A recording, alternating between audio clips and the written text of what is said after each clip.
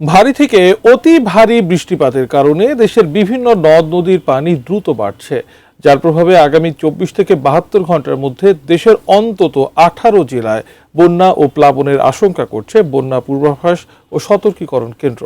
সর্বশেষ পূর্বাভাস নিয়ে বিস্তারিত জানাচ্ছেন মেহেদী হাসান। টানা ভারী বৃষ্টিপাত আর উজান থেকে নেমে আসা পানির প্রভাবে দেশের বিভিন্ন নদ নদীর পানি বাড়তে শুরু করেছে।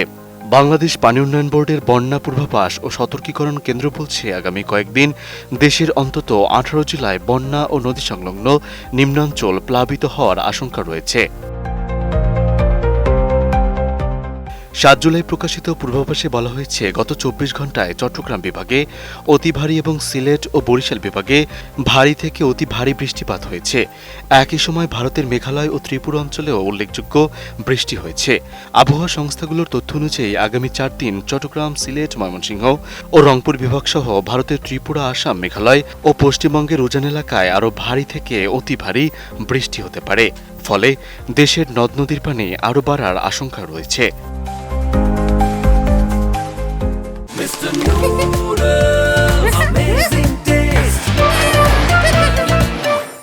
পূর্বাভাস অনুযায়ী ব্রহ্মপুত্র, যমুনা নদীর পানি আগামী 3 দিন কিছুটা কম হলেও পরবর্তী 2 দিন আবারও বাড়তে পারে, তবে তা বিপদসীমার নিচেই থাকবে। গঙ্গা নদীর পানি 3 দিন স্থিতিশীল থাকার পর আবার বাড়তে পারে। অন্যদিকে পদ্মা নদীর পানি আগামী 5 দিনে কমে যেতে পারে। উত্তর পূর্বাঞ্চলের সুরমা ও কুশিয়ারি নদীর পানিও আগামী 3 দিনে বাড়তে পারে। এতে সিলেট ও সুনামগঞ্জের কয়েকটি পয়েন্টে নদীর পানি সতর্ক সীমায় পৌঁছাতে পারে। এর ফলে 2 জেলার নদী সংলগ্ন নিম্নাঞ্চলের কোথাও কোথাও সামরিক প্লাবনের আশঙ্কা রয়েছে।